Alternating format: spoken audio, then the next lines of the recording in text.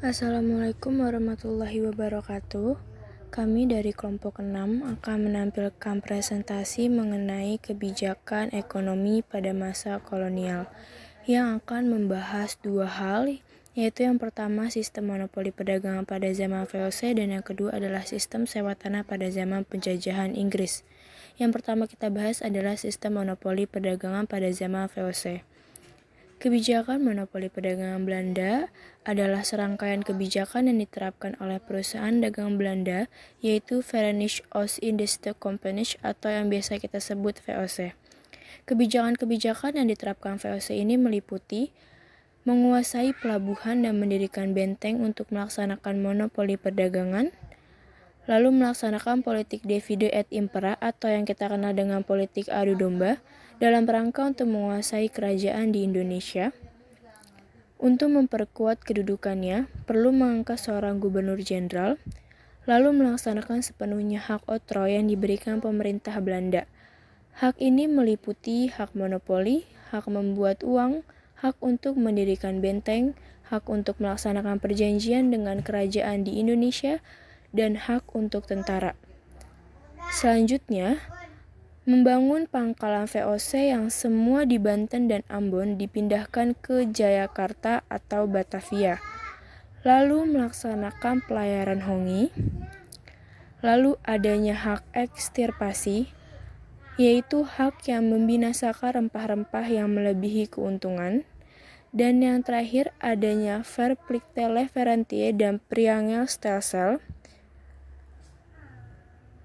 Verplichte Leverantie merupakan penyerahan wajib hasil bumi dengan harga yang telah ditentukan VOC. Sementara Priangelstelsel merupakan kewajiban bagi rakyat Priangan untuk menanam kopi karena tingginya harga jual kopi di Eropa. Selanjutnya, contoh kebijakan monopoli perdagangan yang diterapkan oleh Belanda. Yang pertama itu ada oktroy, yaitu hak istimewa dari kerajaan Belanda kepada VOC sebagai perusahaan swasta untuk memonopoli perdagangan Hindia. Ya, terus ada ekstirpasi, yaitu kebijakan pemusnahan komoditas tertentu oleh VOC bila harga barangnya yang dimaksud sedang jatuh dan tidak akan bisa menciptakan laba dalam perdagangan. Selanjutnya ada Hongitochten, yaitu kebijakan patroli pelayaran agar produsen komoditas barang tertentu di suatu wilayah tidak menyelundupkan hasil produksi untuk dijual ke pihak lain.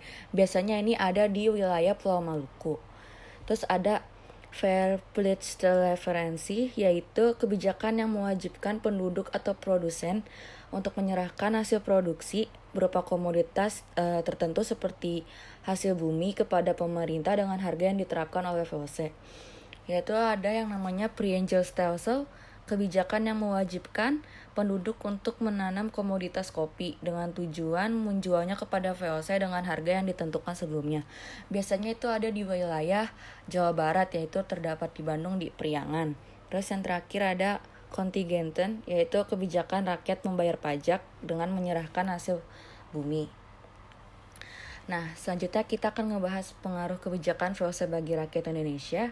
Yang pertama itu kekuasaan raja menjadi berkurang atau bahkan didominasi secara keseluruhan oleh VOC atau pihak Belanda. Yang kedua ada wilayah kerajaan terpecah belah dengan melahirkan kerajaan dan penguasa baru di bawah kendali VOC. Terus yang ketiga ada hak oktroy atau istimewa. VOC membuat masyarakat Indonesia menjadi miskin dan menderita.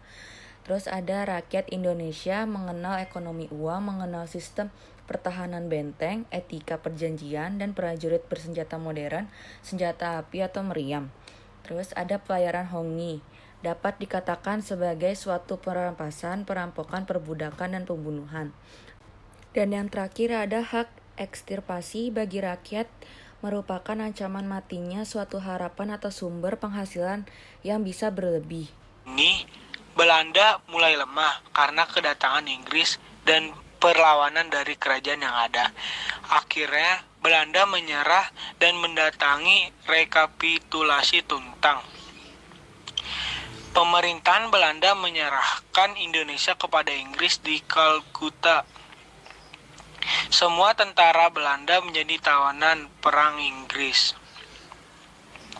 Orang-orang Belanda dapat dipekerjakan Inggris. Hutang Belanda tidak menjadi tanggungan Inggris.